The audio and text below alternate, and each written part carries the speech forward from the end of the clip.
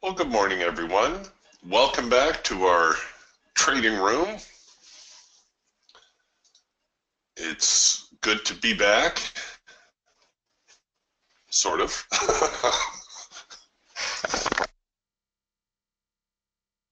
Came back from Mexico with a great tan and a cough. Something about flying on that airplane. You just can't help but catch a cold, it seems. So I apologize in advance if I end up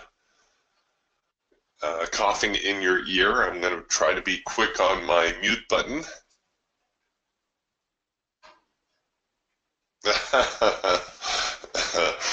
Keith says he had trade room withdrawal. Well, it's nice to be missed, Keith. All right, we just saw the markets open here, and kind of an interesting week while I was away. Here, let me build a daily chart because it will tell the picture a little bit better for us.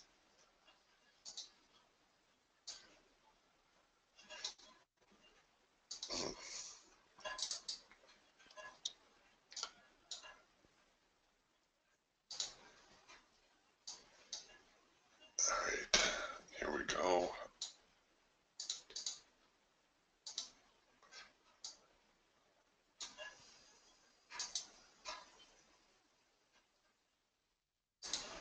All right, so here's a daily chart. This is for the NASDAQ, of course. And this is what happened the week I was away. The day I left, the FOMC minutes came out. Market just made a huge decline to the short side. And those buyers, they are a stubborn lot. They're rallying the market back up a little bit. Now, I am suspect about whether or not they're going to be able to recover the trend. This little double bottom that we saw here, this kind of confirmation of support, that is very strong.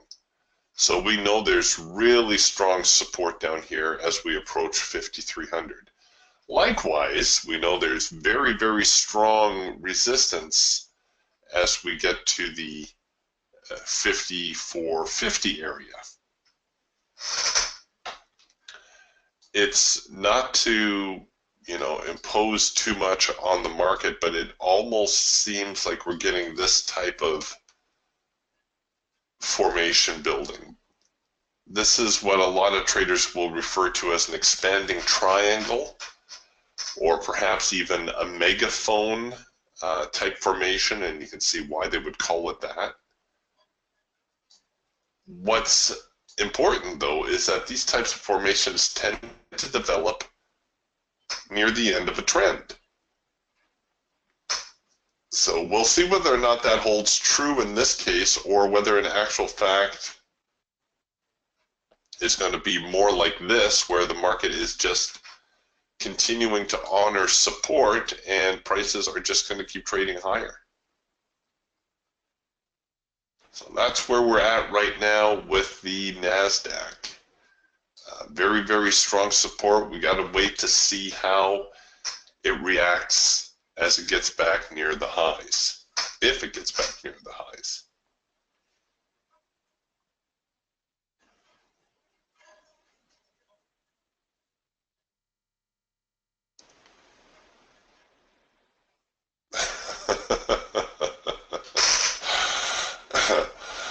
Tony says, I'm going to send Adam a bill for my therapy sessions while I was away.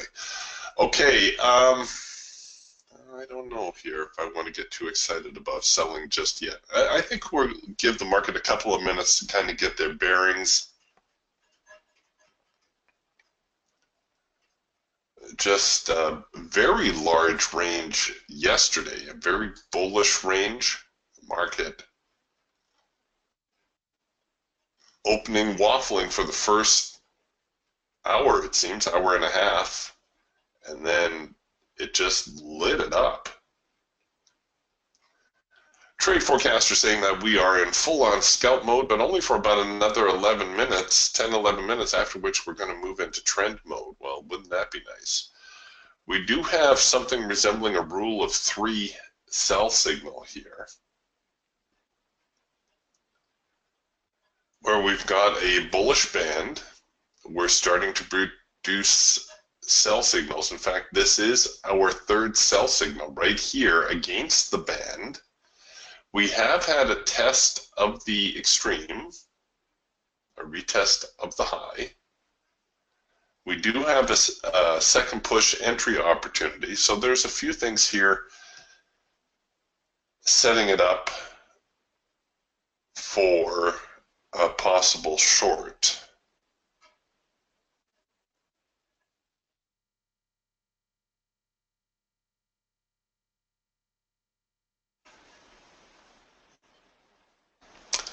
So, well, we'll just kind of wait and see here at the moment. Looks like they might also be working themselves into a very, very tight little trading range.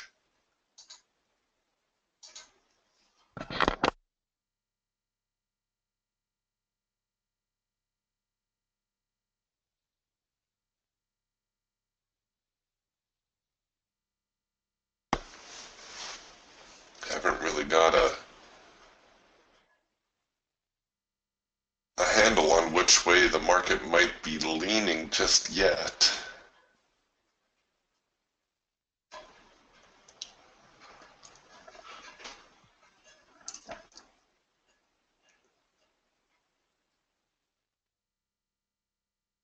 And you can see all our tools really undecided. The hawk, a lot of yellow bars through here, just a total mess. The falcon, flip-flopping all over the place.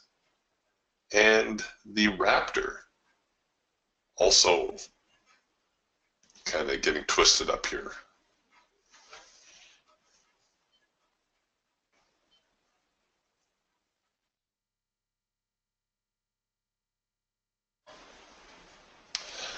Absolutely, I can do that for you. Douglas is asking, can you review the 1, 2, and 3 signals on the Raptor? Absolutely.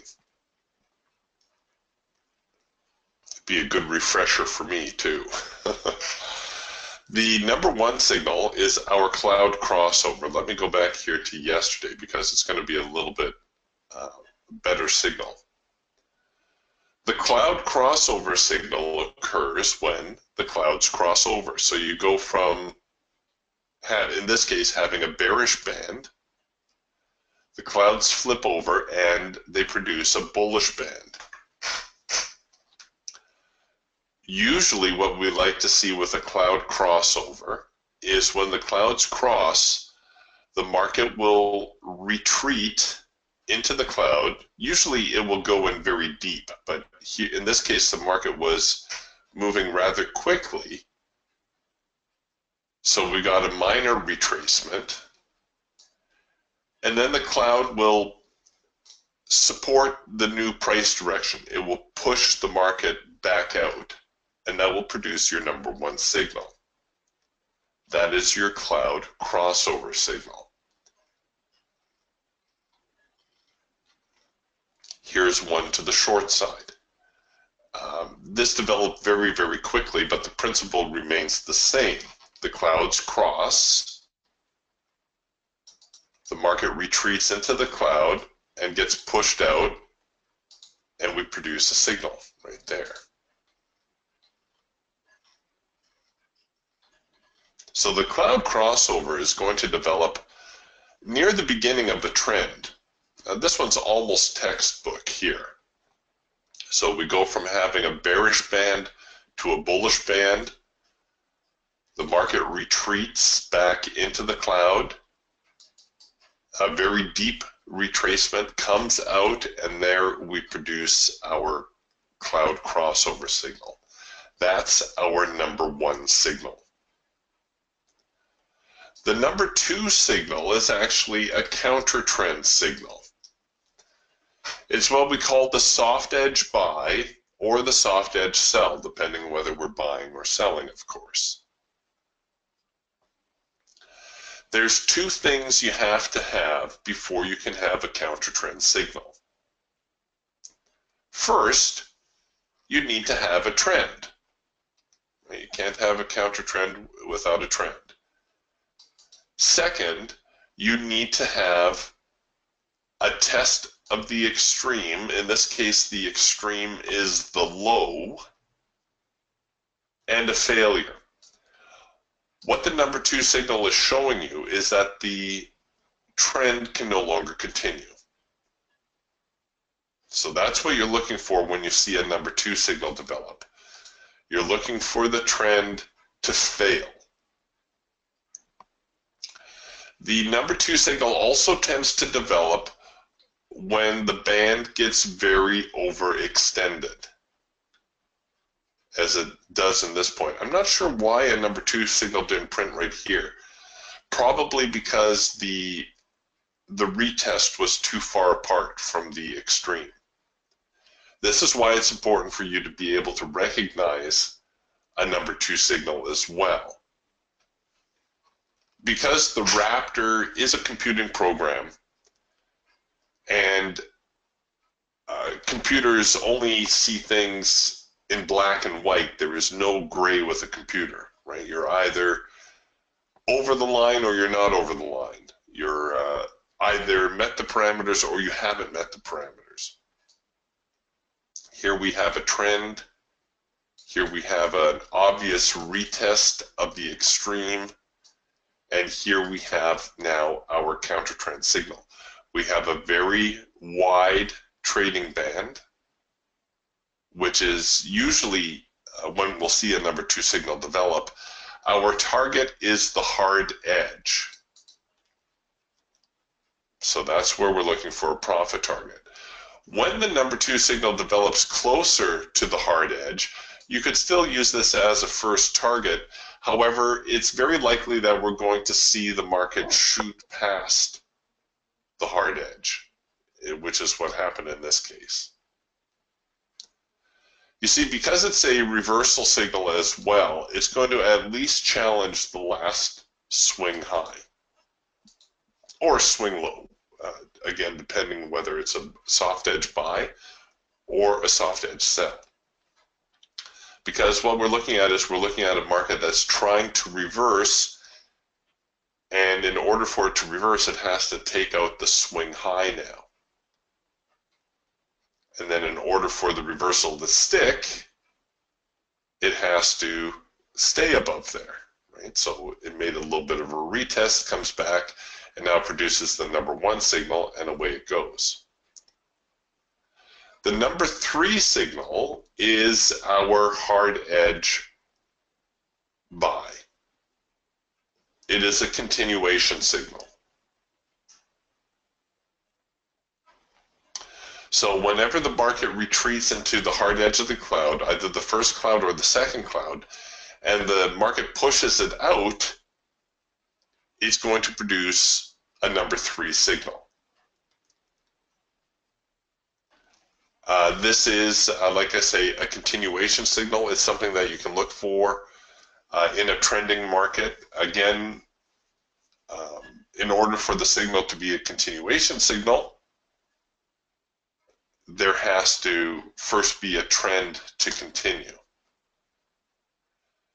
The way this set up here, it actually makes for an interesting point in that you need to take the context of your signals into account as well. So here we're printing a number 2 signal, right? The market obviously in an uptrend. It has produced a test of the extreme. It has produced a failure signal. Is this a number 2 signal that I would take? Well, yes, it is. But I've also got just an insanely strong uptrend. We don't get a sense of how quickly this unfolded just looking at a static chart, but you can see here from 7 a.m., this is 3 minutes later, this is 2 minutes later, this is another 3 minutes later, this is 5 minutes later. The market is brisk It is just going boom, boom, boom, boom, boom. It's not wasting any time. I would probably not have a whole lot of confidence in this number 2 signal. Therefore, I would dial down the risk amount substantially. Maybe even just go in for a single contract. Maybe look for a second push opportunity. Let the signal engage. Let the market show me where the reaction point is, and then choose to enter below there.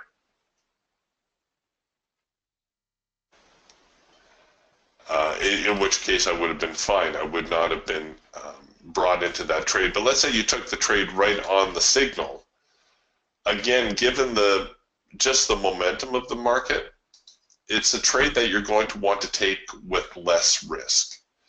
Very rarely will I go in for the full risk amount on a counter trend signal.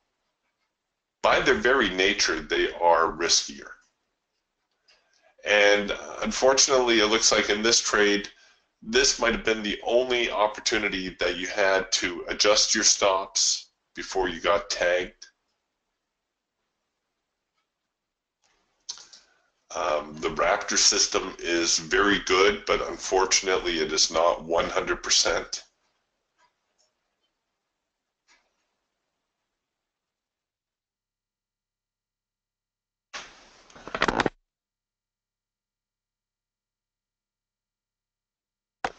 Mr. Buckaloo is asking, has there been any testing to determine the success rate of the Raptor 1, 2, and 3 signals? Here's the problem with those types of figures that you're looking for. I can skew, and you should keep this in mind, whenever you see one of these emails touting, the latest trading system producing 93.3% win ratio. And I understand exactly what your question is coming from. But I can play with those numbers. This is what a lot of people don't recognize. Oh, see, now take a look at this number 2 signal versus the number 2 signal that failed. See how much wider our band is here? Okay, what I want to get at, though, is you can play with the numbers. You can get yourself a very good win ratio by running a tighter profit target. Oops.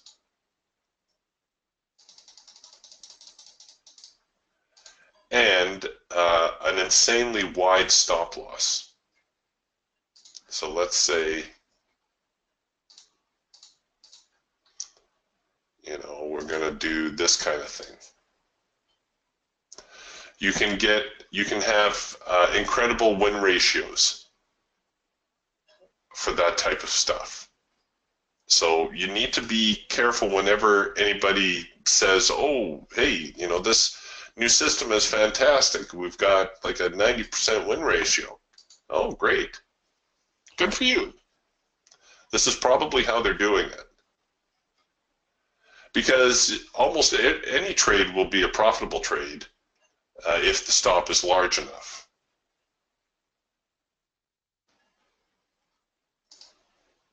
Or if you're trading with no stops, which of course is not realistic.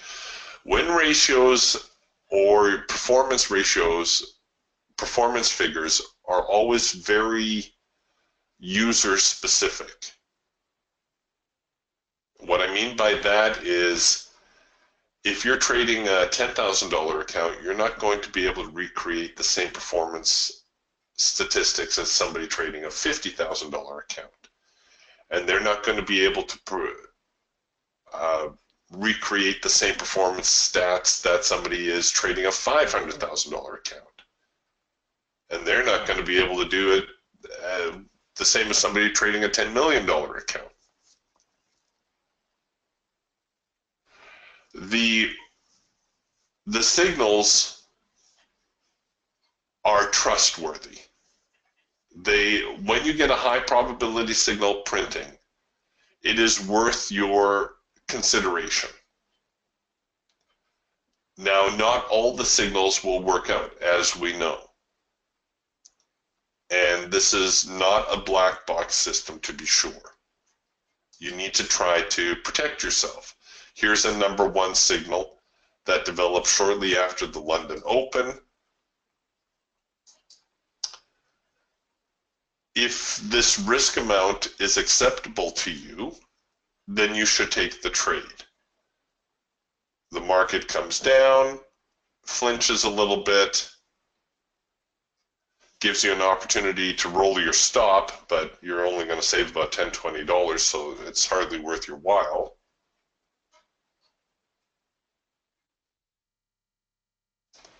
Bounces around a little bit more. Okay, makes a second push, so now you can start to roll your stop in.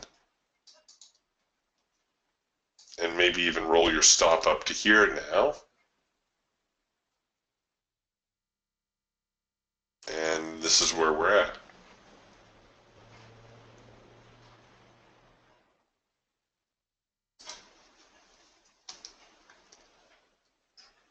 So even, let's say we had got stopped right here on this last swing lower. Okay, the number one signal didn't work out.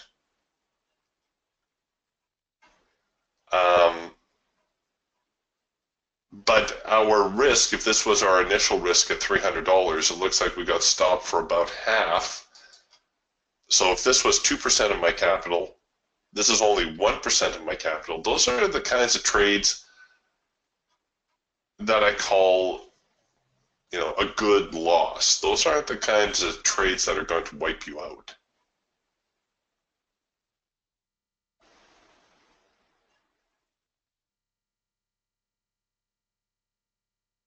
I don't know what's going on here today.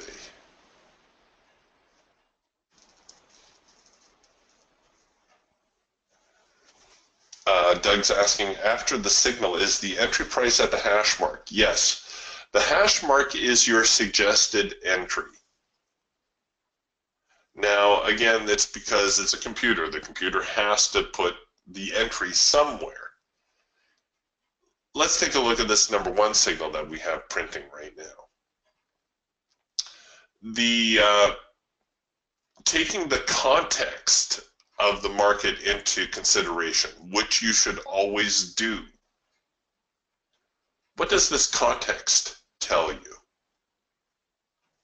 This context tells you that this market is very uncommitted. It is very, very sideways. Is this a high probability signal? Yes, it is. But given the context of the market, maybe I want to wait for a second push opportunity. And now the stinkers aren't going to give it to me, just as I'm trying to make a point. The second push opportunity means that we allow the signal to engage, and then we look for it to flinch. Usually it will occur on the very next bar. It looks like in this case it may occur a couple bars over. And what I would do then with what I call the second push, excuse me, I would enter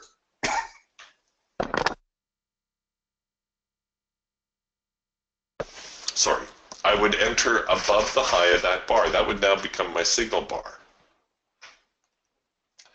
Now, I took a little bit too long explaining it on this one here, so we've actually given up a fair amount already just to gain entry. The idea behind the second push entry is that it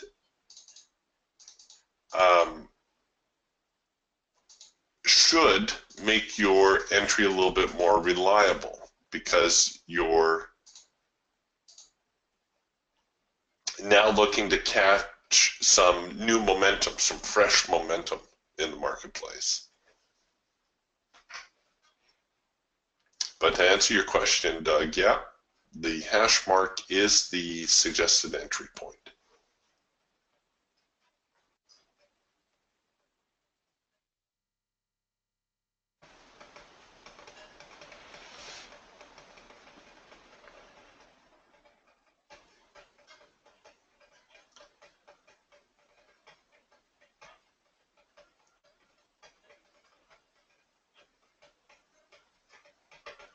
Also, given the sideways nature of the market, I probably wouldn't go in for the full 2% here. I would either dial down the risk amount or just throw on a single contract.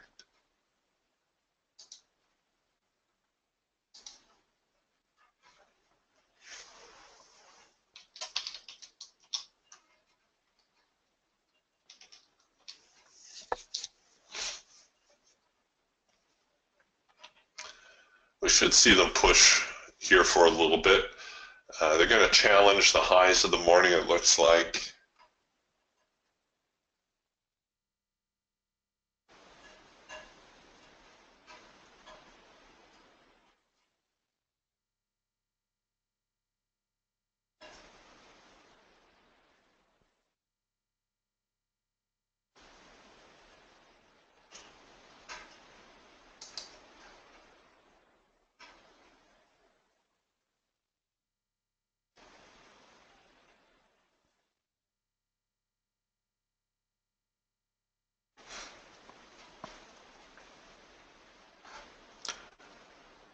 So 54.19 the high so far. We are almost at the top of the hour, almost the end of opening range.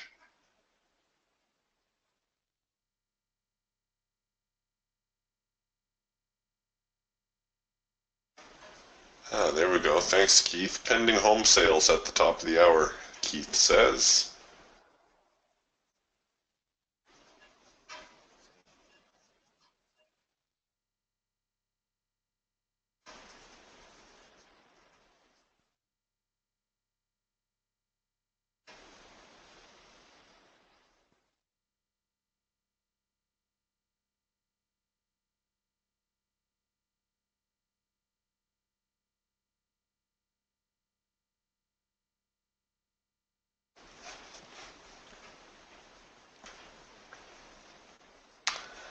Just glancing here at a crude oil chart. Crude just very sideways this morning also. Here's crude now on the hawk. I miss the old crude oil market, the one that actually went somewhere.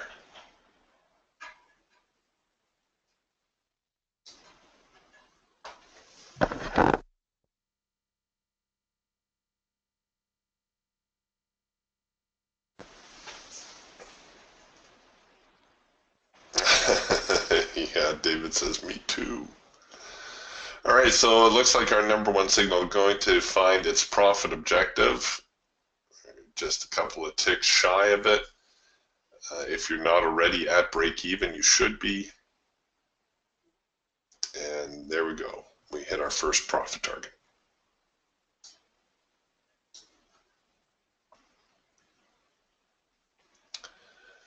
So as we get closer to yesterday's highs at that 54.25 area, we might see the market reverse on itself.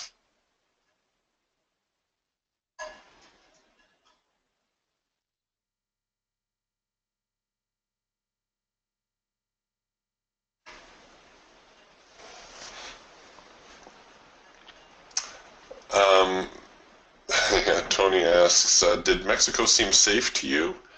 Yes, absolutely. We were on the Baja, which technically it was what they call Baja California Sur, South Baja California. We're only about, I guess, about an 8-hour drive north of Cabo San Lucas. No, very safe, very safe. You know, it's I have friends that ask me the same thing. I tell them I don't have to go to Mexico to get shot or stabbed. I can turn up in the wrong part of Vancouver. And whenever you hear about these tourist incidents,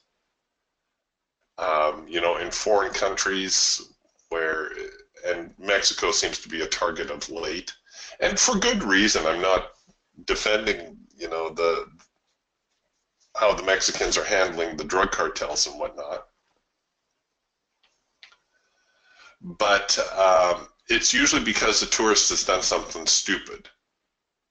You know, you're in a nightclub, you hit on some drug dealer's girlfriend, or you go looking for drugs, or you do something stupid. Well, you do something stupid, it's going to find you. Like I said, I can turn up in the wrong part of Vancouver and end up in a hospital. I don't need to go to Mexico.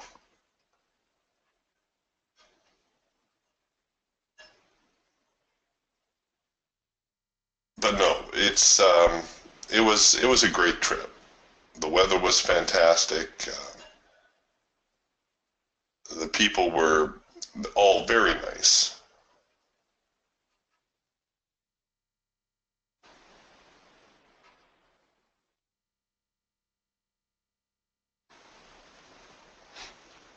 Mazatlan a few years ago, because of the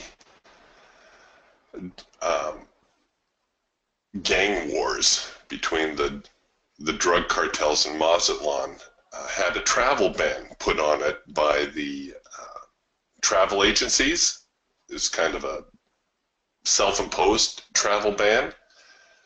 And we had friends go visit Mazatlan exactly during that period, and they never noticed anything. Nothing ever happened. They like to go to Mazatlan because they've got the third largest Mardi Gras in the world. There's a little trivia for you. And they said, no, it's just like being at home, being in any town. But there too, you know, if you go looking for trouble, it's not like they have drive-by shootings or anything like that. But if you go looking for trouble, you'll find it.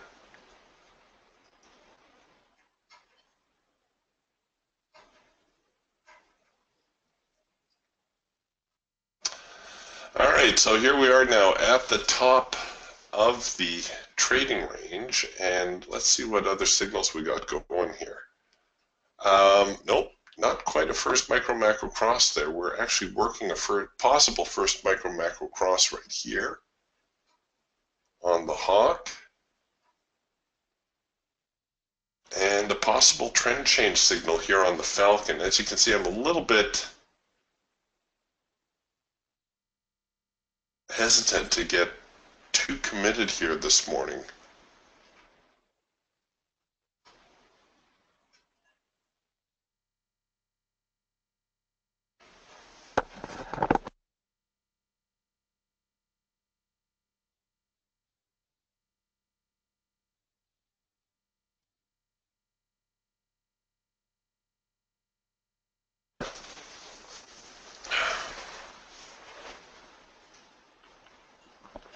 Especially trying to buy near yesterday's highs. This reaction that we're seeing is essentially a reaction to the high of yesterday, which is significant because look at how the market rallied. That very, very strong rally got stopped at 54.25. That's noteworthy.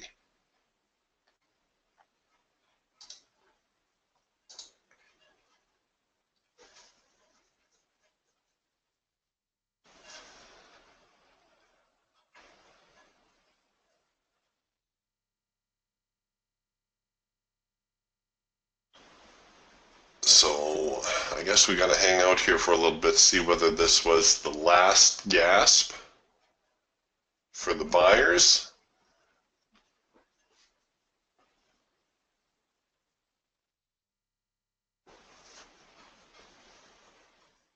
And the market will reverse on itself, or are they going to power on through the highs?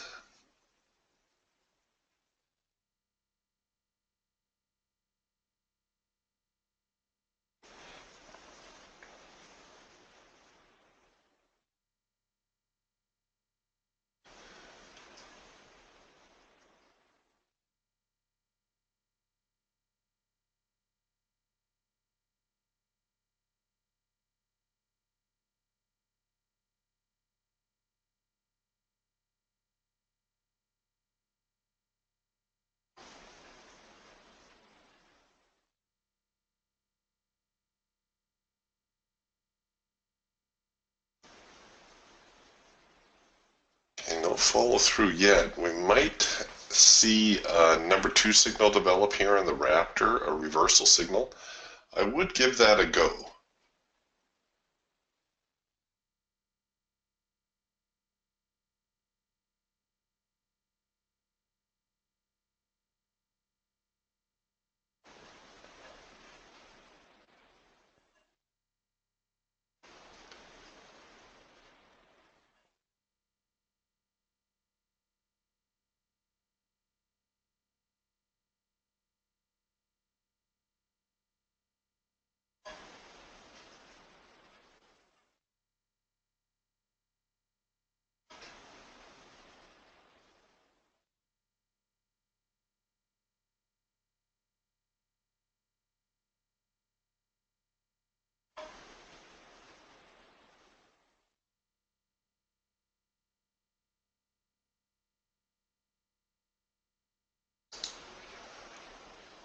We'll see here whether or not we'll get a trend change signal develop out of this.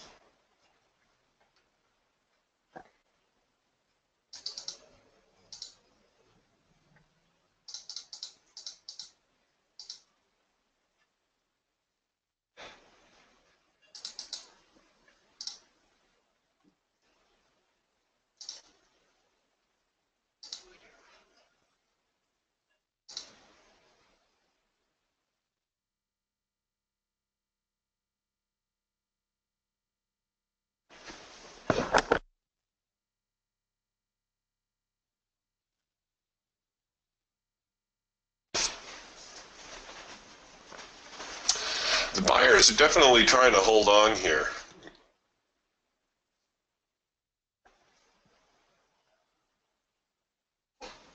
Given this last little rally up.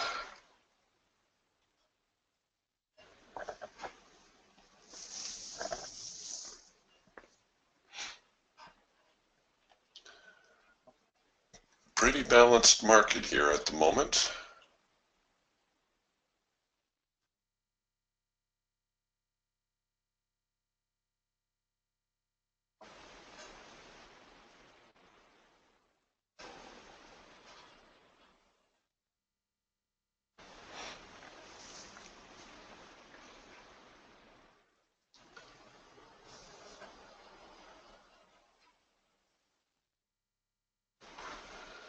Okay, we're into a macro pullback, but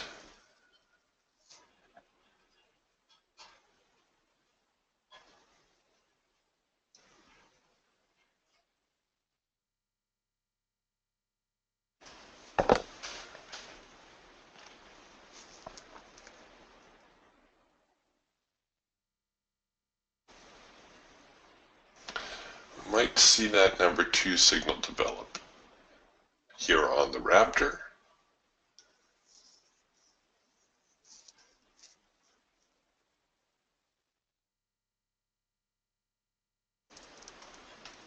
Actually, if you wanted to be a little bit more aggressive on this, we do have, oh, sorry, my mistake. I thought we had a double dot signal here on the Falcon. We don't, not yet.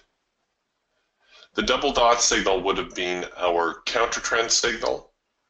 It looks more like this, where you get 2 or 3 dots developing in a row. The important thing is that you want to be able to tie it in with a prior reaction so that you can say, oh, look, last time prices came down here, this was the result. So here we are again. This should be the result. And in this case, it worked out exactly that way.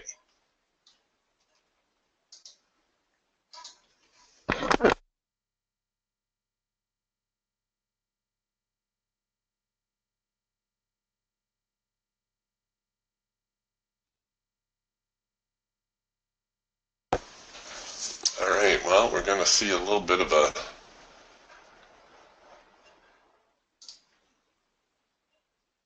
tug of war here now as we get back to the highs.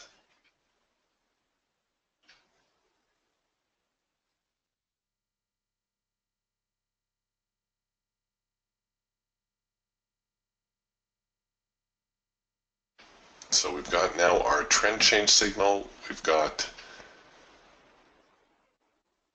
our first micro macro cross here, which has found its profit objective.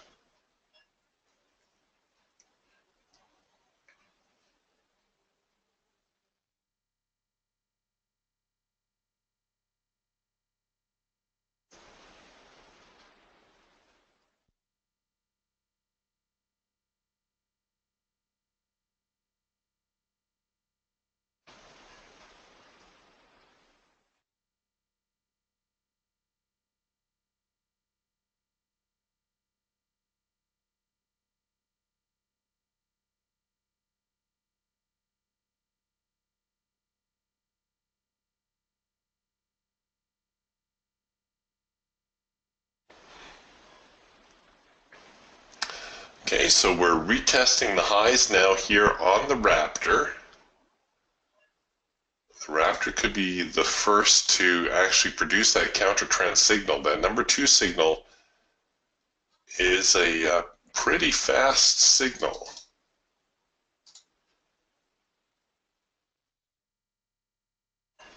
Actually, you know what? We got a little bit of room here. I just said I don't usually go in for the full amount, but we've got a little bit of room here to move. I may just try it today.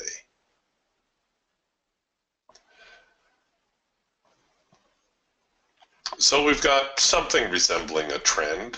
We're looking at the market possibly testing the highs. I know they broke through the highs, but just barely. If we come back with a sell signal here, I could be persuaded to try to short it.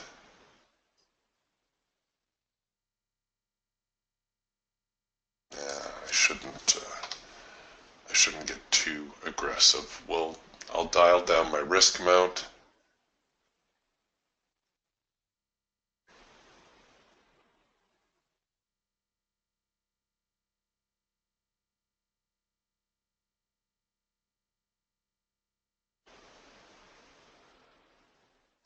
Very important bar that we've got going on right here.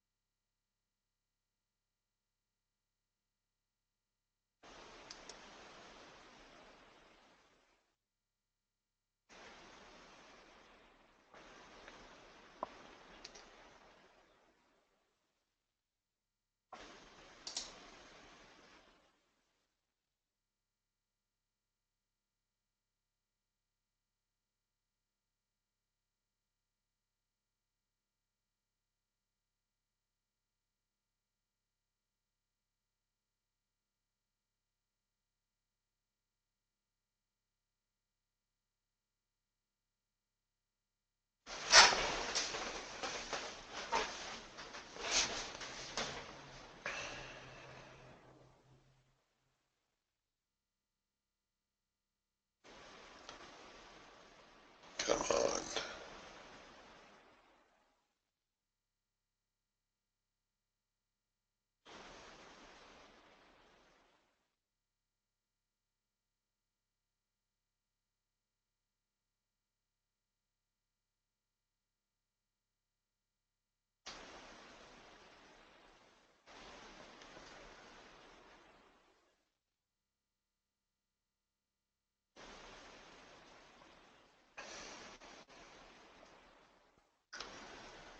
Okay, come on, give me my warning dot already.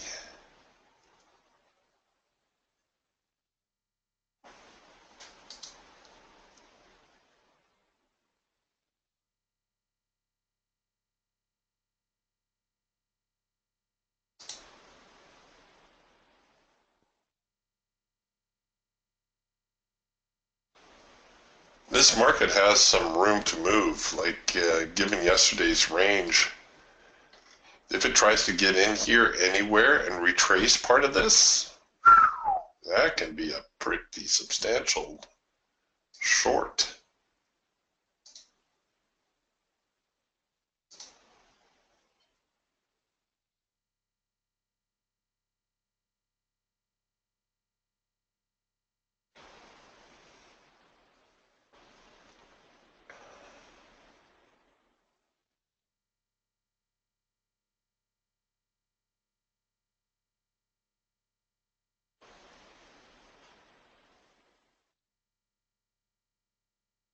Oh yes, crude inventory today.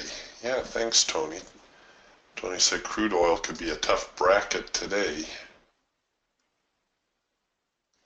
Just a moment here as I find my crude chart.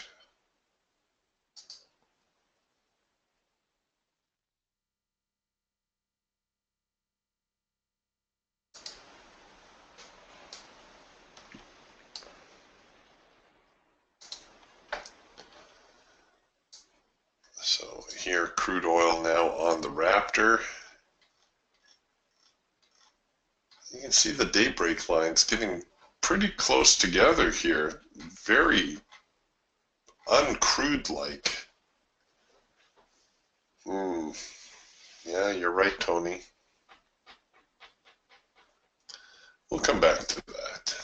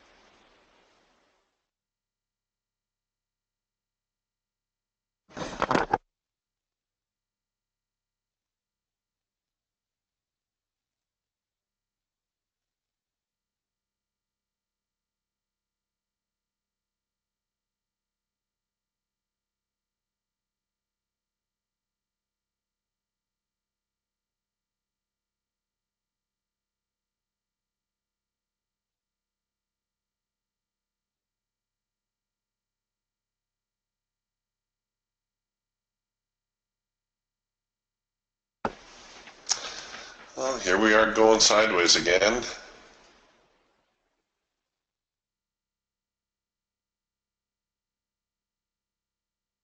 The buyer's still in control, but I tell you, I am leery given yesterday's highs.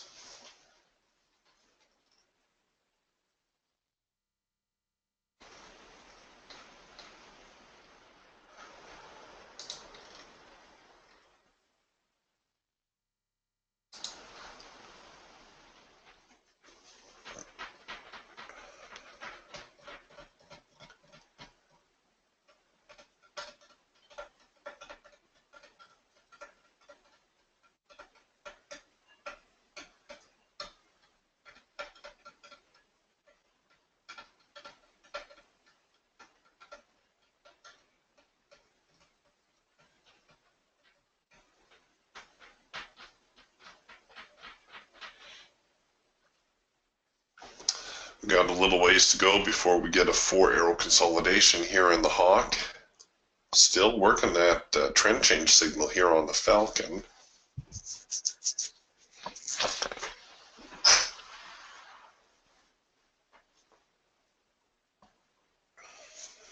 I guess this was our first in sync signal on the Eagle, right here.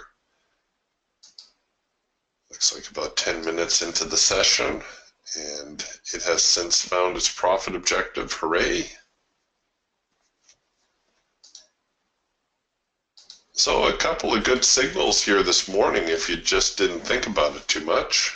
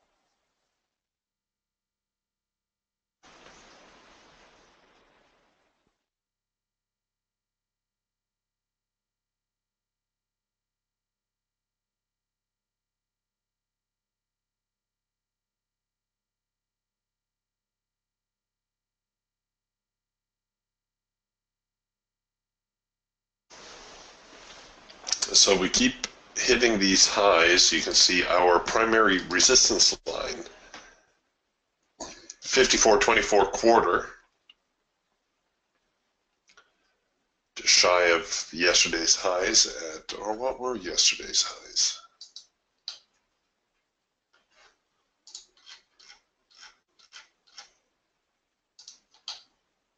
Uh, 54.24 3/4.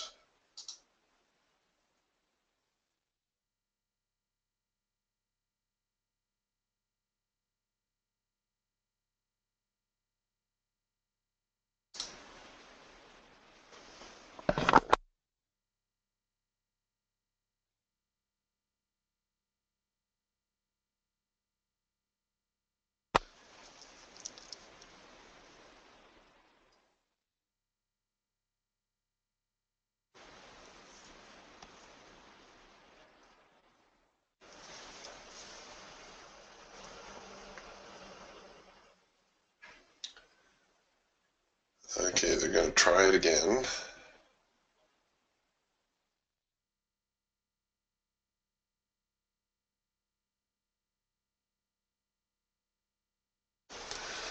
So far the high's holding.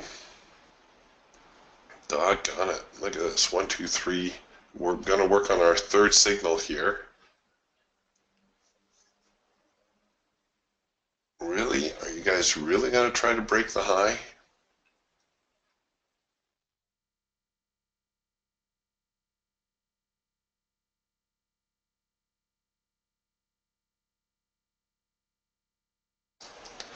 Sure. Robert says, can you go over the number 3 signal on crude oil? Well, the number 3 signal is the hard edge buy, or hard edge sell, as the case may be. It is a continuation signal, so you have to have a trend or something resembling a trend to continue. And that's what we're looking at right here with the crude oil trade right now. As far as continuation signals go, it's not bad.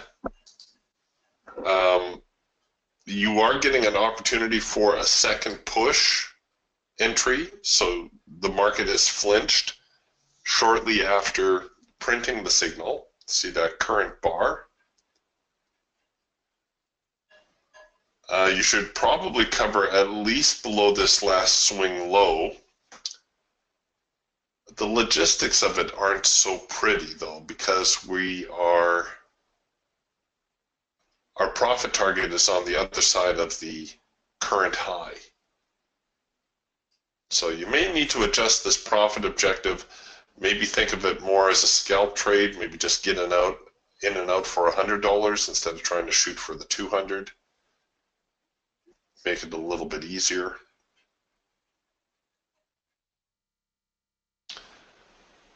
It is a valid signal. Like I say, at the end of the day, it boils down to this amount right here. If you are comfortable with that amount, then you should take the trade. Because really, folks, that's what trading is. Trading is not so much about finding the right entry. Trading is a combination of things. And probably chief among those, and the one most neglected, is capital preservation. Can you afford this amount? It's like a poker game. If any of you have ever been to Las Vegas and played any of the table games, blackjack or craps, nobody tells you how much money you have to put on the table. But once you place that bet, there's no getting that money back. Right? If you don't like the cards you were dealt, you can't say to the dealer, oh, well, I don't like my cards, I'm going to take my $20 back. That does not go over very well. And very similar here in trading. You have to be comfortable with that amount.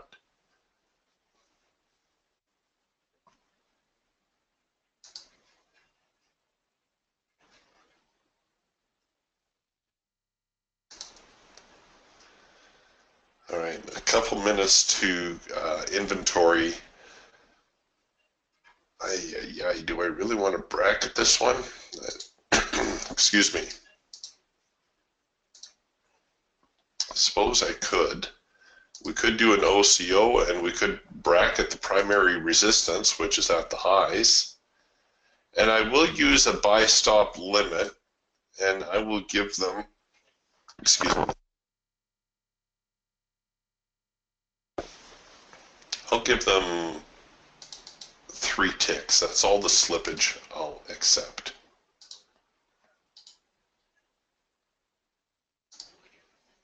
So I'll buy above there. I'll sell below the primary support.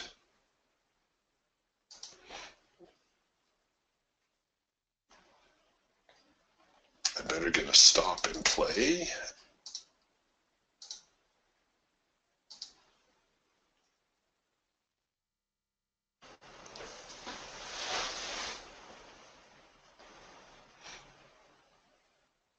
Yes, Doug asked, did the signal print just before crude inventory?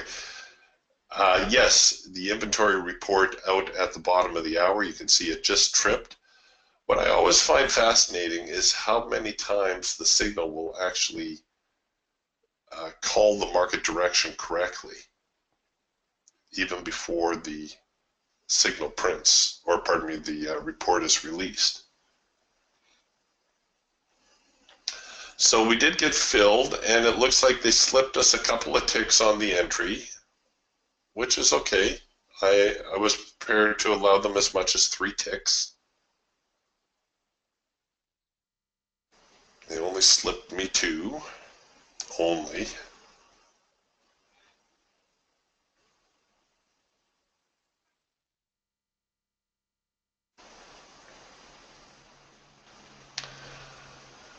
When you use the OCO order, you do not get a profit target. But I'm running the parabolics. We've hit the break even. Looks like we've got might have a runner here if we can get above 49. Oh, just flinched at 49.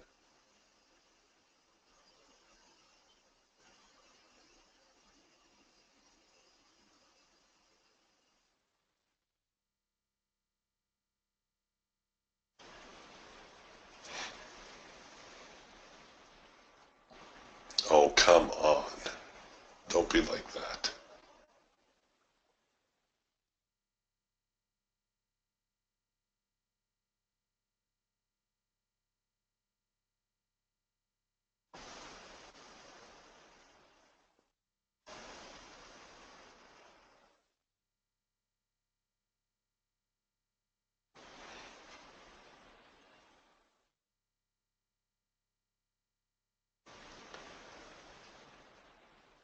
Come on. How are we doing here anyway? Oh, not bad. Get above 49 for crying out loud. There we go.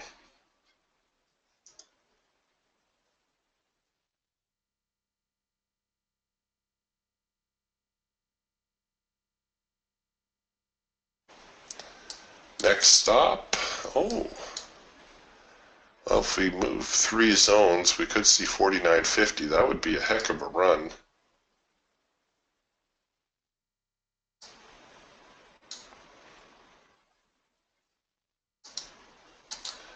I won't be too greedy here. Well,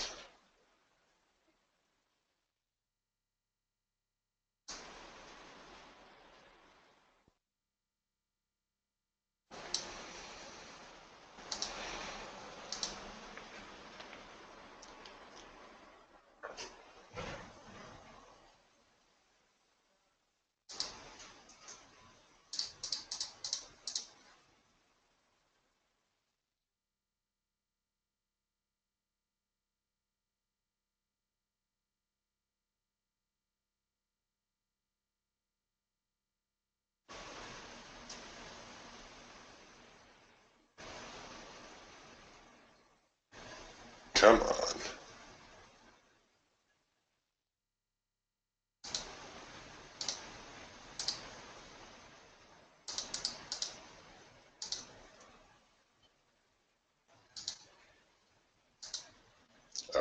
That's all they get.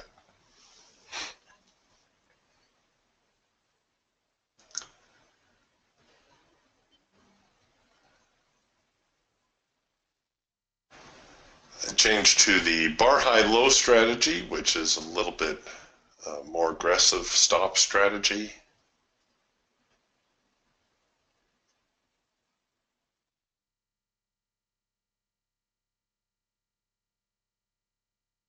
And I suppose maybe shoot.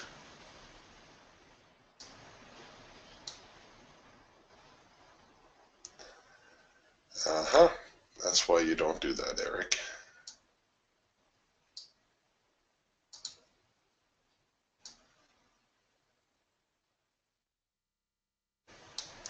Okay, well, it seems like I've buggered up my charts, so I better exit this trade. Oh, gosh. So I can refresh my chart. This is why you don't touch your charts when you're in the middle of a trade.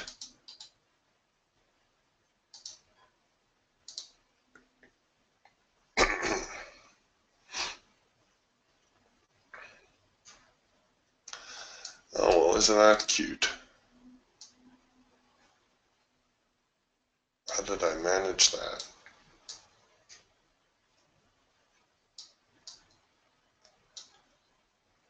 Oh, there we go.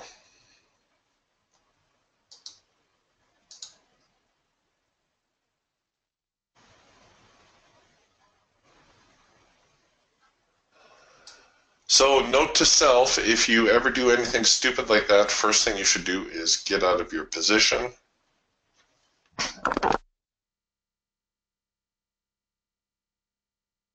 And then you can look to fix things up, and it looks like I would have got tagged right there anyhow. So not a bad call to try to protect a little bit more of that open profit.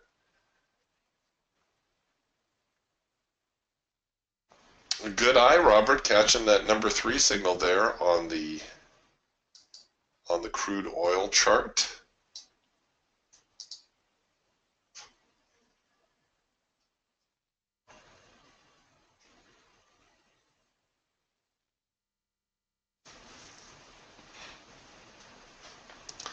Hey, way to go, Tony. Tony says, I made $210 on the crude oil trade with one contract, and I feel very good about it after looking at the way I got in. It is not a game of perfect. That's actually the title to a golf book, but it applies to trading as well. Trading is not a game of perfect.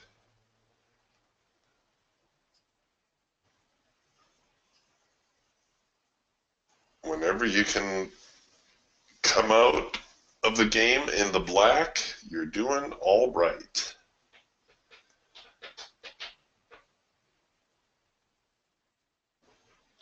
Well, looks like the NQ bound and bent is going to head higher today. A little bit of a surprise. I did not think they were going to get past that 54.25 area, but they have.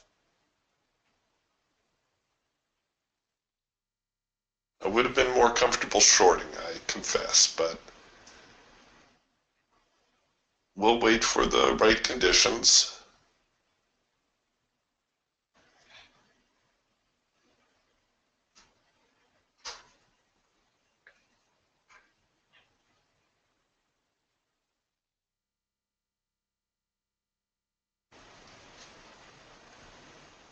And if I miss the move, well, I missed the move.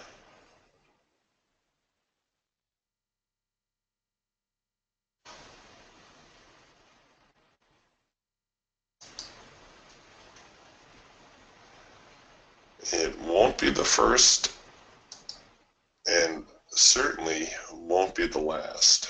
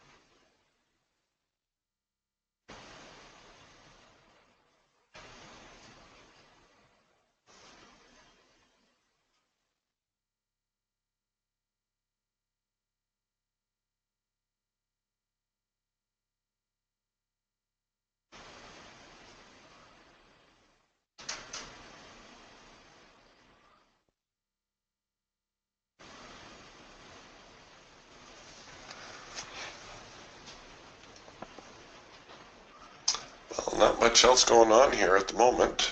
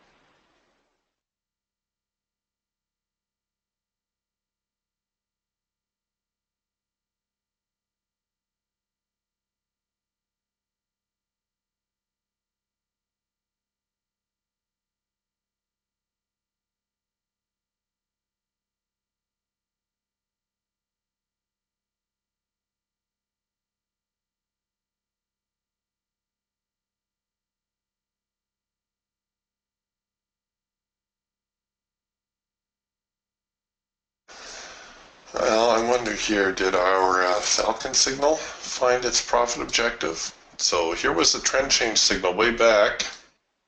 Oh, look at that. Just kissed the profit target.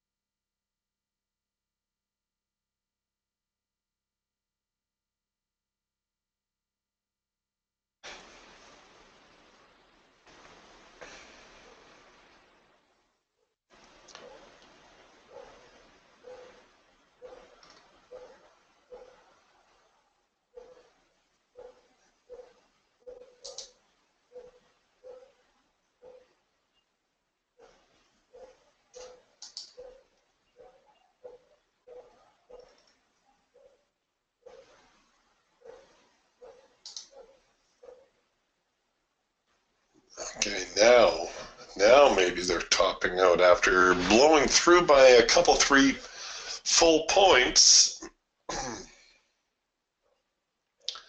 Now maybe the sellers are showing up.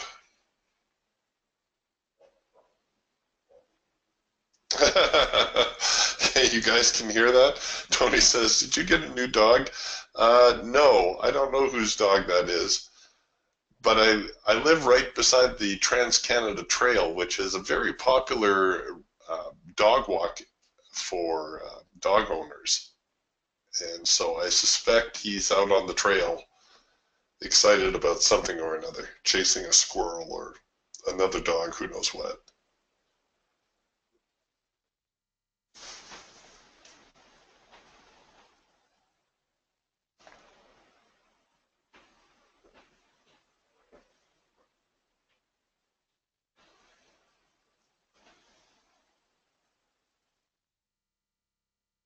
We're just kind of in hold mode here right now.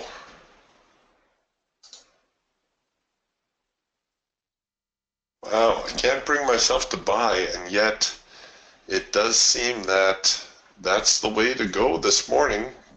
I've missed some opportunities here.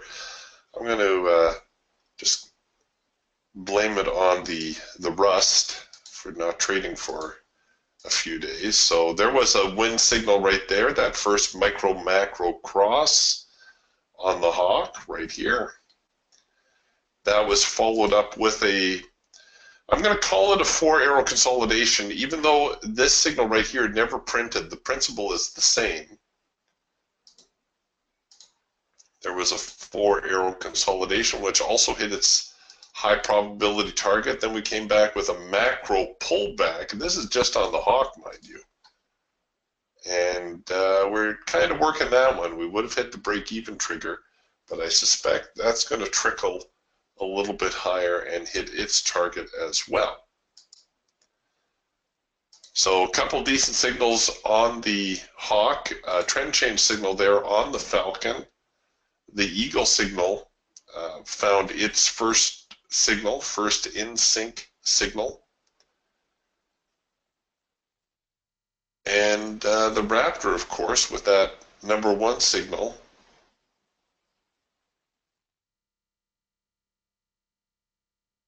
Kind of setting the tone now for a more bullish market, but like I said, I can't bring myself to buy it just yet, even though it does seem likely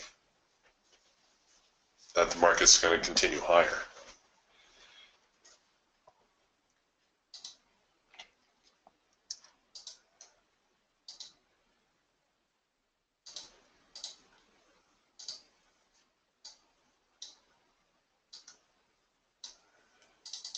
I always think that missing a trade is not quite the same as losing money. Yes, it's a missed opportunity, but it didn't cost me anything. So here's that daily chart that we were looking at before. If this megaphone type formation holds true, it's probable that we will see maybe 54.60.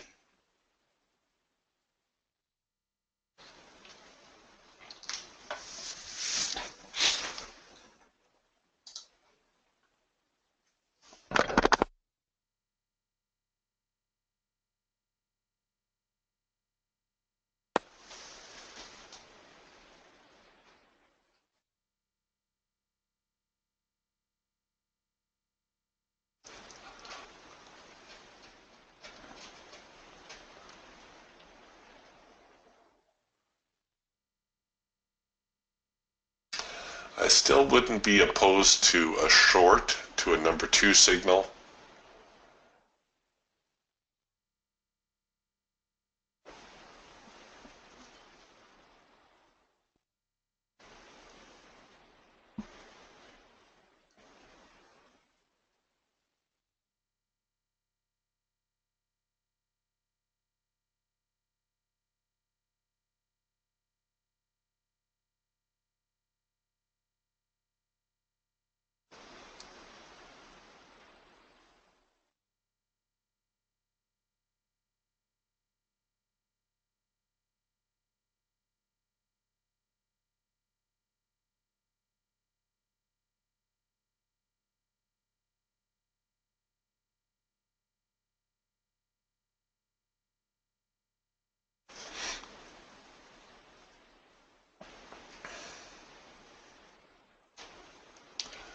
Crude oil kind of moving a little sideways after that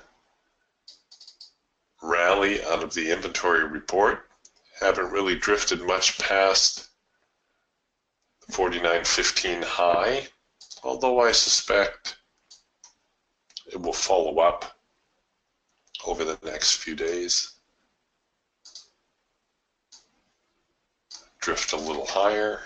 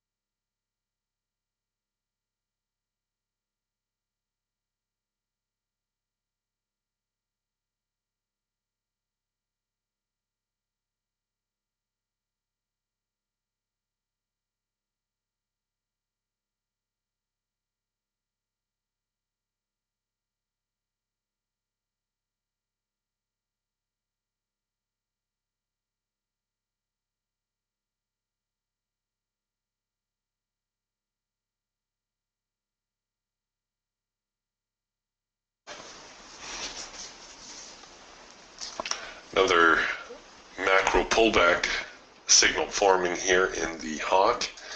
That could be significant because we normally only see two macro pullback signals within a trend. Now these both developing more or less the same price, so, oh, and there it goes, it disappeared, so it doesn't really count. Also producing another 4-arrow consolidation here. 1, 2, 3, there's signal number 4. Gosh, do I really want to get on board?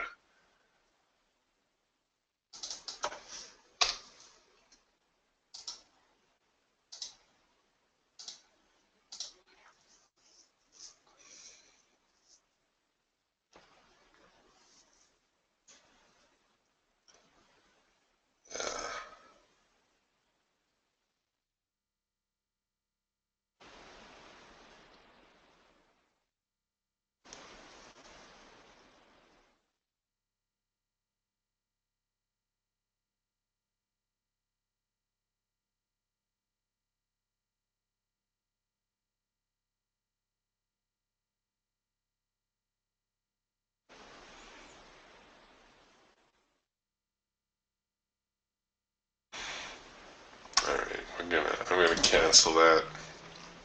It may go higher. I'm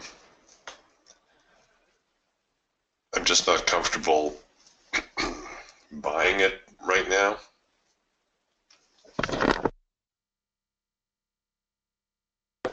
Like I said, a little bit rusty.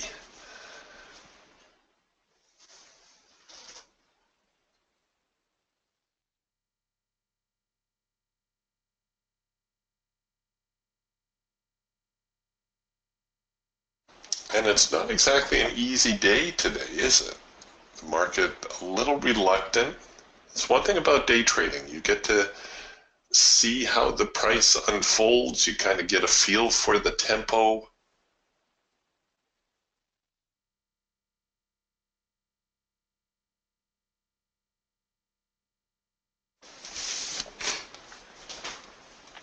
I think you'll be all right, Daniel. Daniel says, I'm in.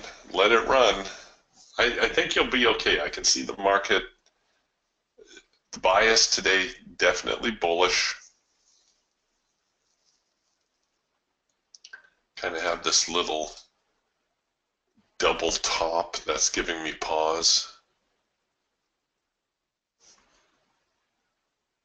Oh, Tony's long as well, Daniel. Robert's asking, when you see a number 3 on a chart and you go for profit objective and see a pullback, is it still valid? Yes. That's true for any signal.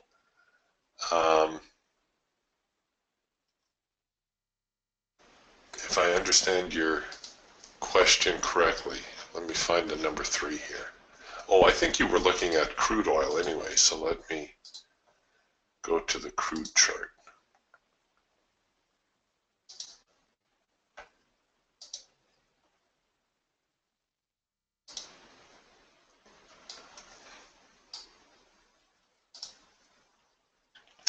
All right, so here's your number 3 signal. I think what Robert's asking is, because the market pulled back here, has the number 3 signal failed?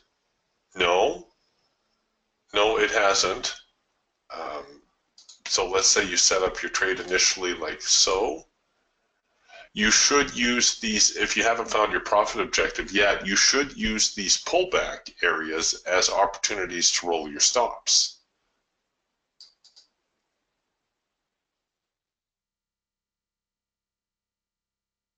See, here's a number 3 signal that developed in the overnight. You'd probably set your stops down here somewhere. We're going to pretend for a moment it didn't find its profit objective. So when you see the market recommit to the trend, then it's time to get serious about rolling your stops. Now here's a little tip. The first recommitment is probably not going to be the strongest one. If you have the nerve, wait for the second push.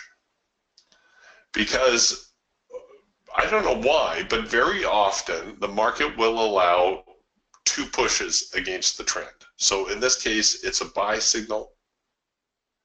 The bulls are buying the market. They'll tolerate a pushback, but only twice. Then they're going to start getting serious. So off that second pushback, when they start to rally the market again, that's your cue that, all right, maybe I should start rolling my stops in a little bit. Then, of course, as you get closer to your profit objective, or as you start getting some open profit, you're going to want to protect that a little bit better.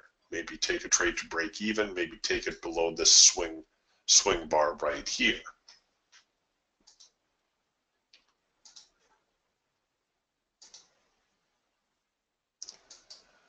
So the markets, unfortunately, very rarely make a straight line to their profit target. We would all love to see, oops.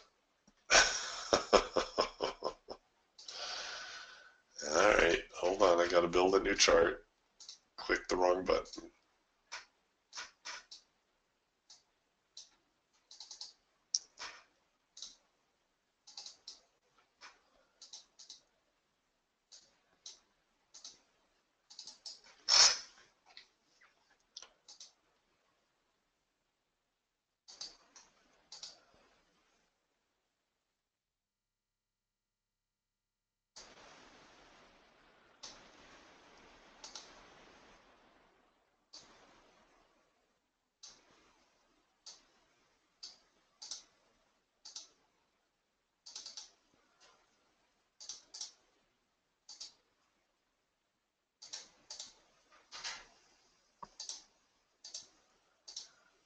Okay, we would all love to see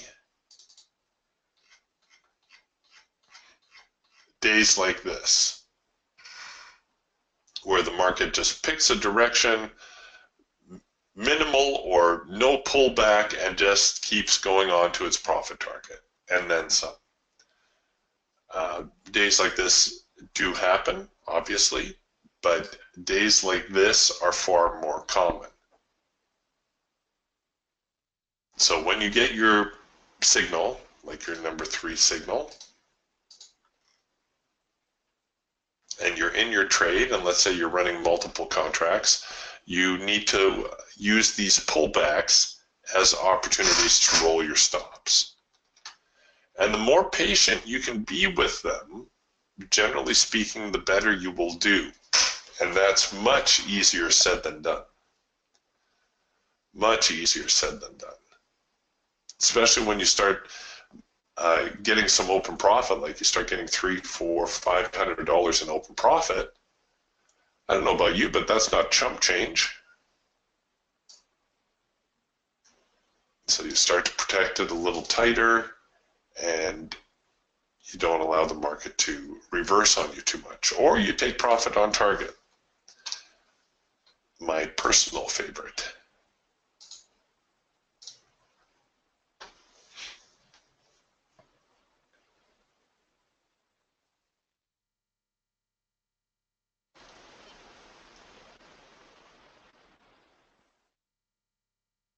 Tony says he took an early stop out on the NASDAQ.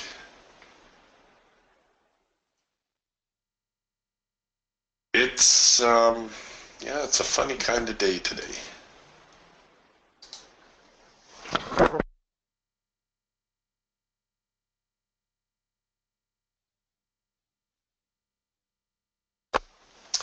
All right, boys and girls, we're going to button up the room here in a moment. If you have any questions, please type away.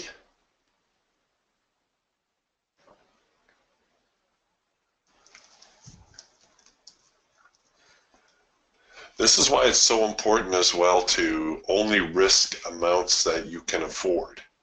And if you're uncomfortable with the risk amount, Dial it down. You know, if you set up your trade and rather than run your stops, okay, so here's your signal. This is how most people try to minimize their risk. There's my signal, there's my stop loss. Oh, good. I only have $50 at risk. I'm going to make 2 times as much money as I have at risk. Oh, will you now? Market brings you in, stops you out. So you've already lost $50. And you say, oh, well, it's only $50. And meanwhile, you end up doing that 4, 5, 6 times a day, and you end up $300 in the hole for the day. Would it not maybe be better to run a $300 stop and avoid getting stopped out altogether? I think so.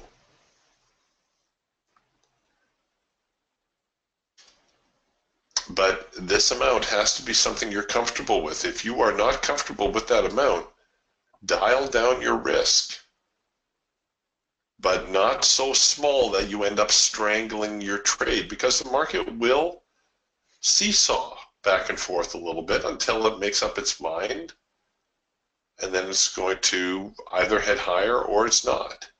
If you do get stopped out, this needs to be an amount that you can afford.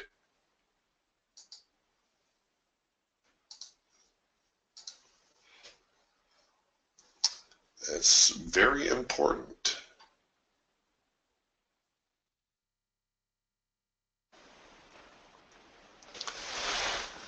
All right. Well, they're going to test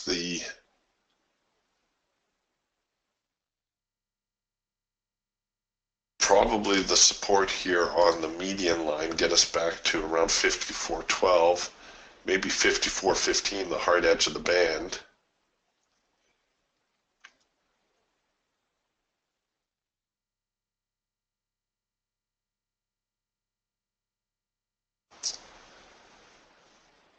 We'll see how that plays out.